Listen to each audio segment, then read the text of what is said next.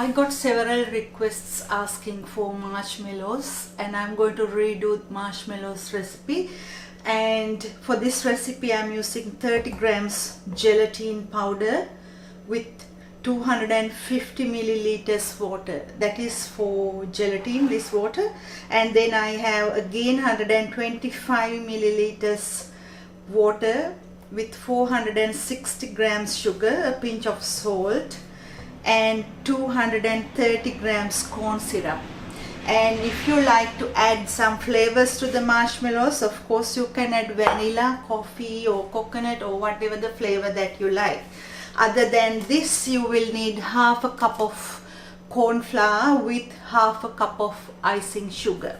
So let's sew into a pan, add the sugar and then the water. Now add the glucose syrup.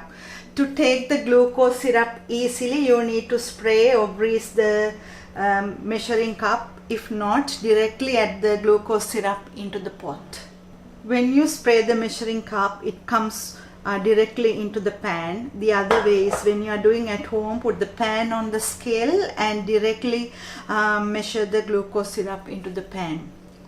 So add a pinch of salt to this. Now take the mixing bowl that you are going to use and add water into that and slowly sprinkle the gelatin over the top of the water like this, and leave the water and the gelatin aside until it absorbs all the liquid into the gelatin. Now leave the pot on the stove and let it boil without mixing. It will start boiling up like this. Don't stir at all, and you need to have a thermometer, the candy thermometer. You can buy all this stuff online, and just leave it until it comes to the temperature 120 or 250 Fahrenheit. Once the temperature is going to be closer to 120, make sure that you put the whisk on and be ready with the sugar syrup. So I'm melting the sugar syrup in a separate stove, and I'm going to whisk the gelatin now on a low speed. I hope you can see the temperature of the sugar syrup is almost 120, and I'm whisking the gelatin now. So I'm going to pour it slowly, bit by bit. That will cook the gelatin quickly, and increase the speed to 2 and keep on pouring the sugar syrup. Reduce the speed and add the flavors that you want to add. I am adding a teaspoon of coffee flavor. So keep on mixing.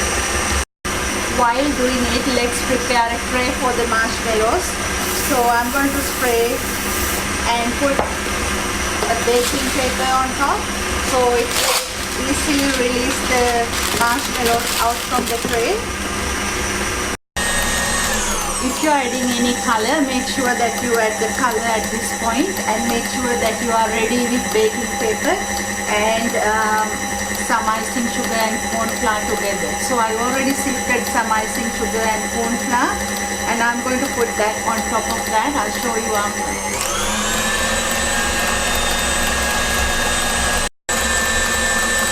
If you want to check whether it's ready, take the whisk out and see whether it's holding or it's still falling. So that means we need to whisk a bit more.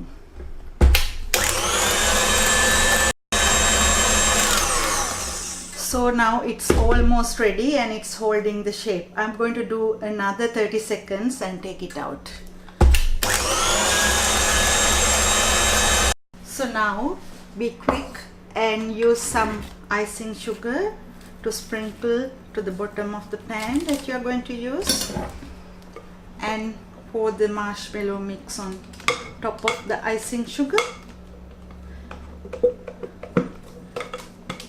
like this. So if you want a thin piece of marshmallows, you can use a flat long tray. I'm using 6 by 12 inch pan, that because I'm trying to get something higher.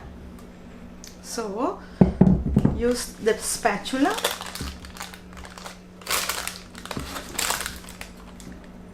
And when you do this, make sure that you tap it on the bench several times to get excess air out. If not, you will see little bubbles in the middle. So you can see the air bubbles coming out. Now take more icing sugar with corn flour. I added half a cup of icing sugar and half a cup of corn flour together, and I made this mix. So I'm going to use my baking paper now. So put the baking paper on top and press it nice and even to have a flat top. Slowly take the baking paper out and sprinkle some more sugar and corn flour. So this is very sticky. Now sprinkle more sugar on top and leave this overnight or even 24 hours. So it will set. The higher the marshmallows are, you need to leave it to set at least more than 12 hours. So I left the marshmallows overnight to rest, and I'm going to take it out now. After, slowly release the baking paper out from the marshmallow. So after, it looks like this.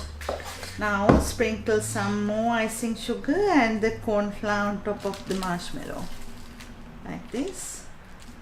Now sprinkle icing sugar on top of the knife too.